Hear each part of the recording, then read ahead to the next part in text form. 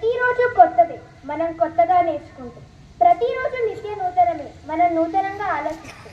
మనిషి మొట్టమొదటి నుండి కష్టజీవి. తను చేసే కష్టాన్ని సుఖంగా మార్చుకునేందుకు, కష్టాన్ని మర్చిపోయేందుకు ఎన్నో పనులు చేస్తుంటారు. నిరంతరం శ్రమ చేసే జీవులు పల్లె ప్రజలు. ఆ పల్లె ప్రజలనే జనపదం అంటాం. ఆ జనపదం చేసే శ్రమను మర్చిపోయేందుకు మాట, పాట, ఆట ఇలా రకరకాలుగా ఉద్భవించినవే జానపదాలు. ఈ జానపదం మనిషికి ఆనందాన్ని, ఆహ్లాదాన్ని ఇవ్వడమే కాకుండా తత్వాన్ని కూడా బోధిస్తుంది.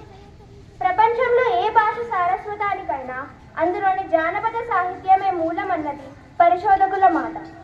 A nation reborn must be inspired by its folk songs అని ప్రముఖ పంజాబీ జానపద గేయ రచయిత దేవేంద్ర సత్యార్థి అన్నమాట.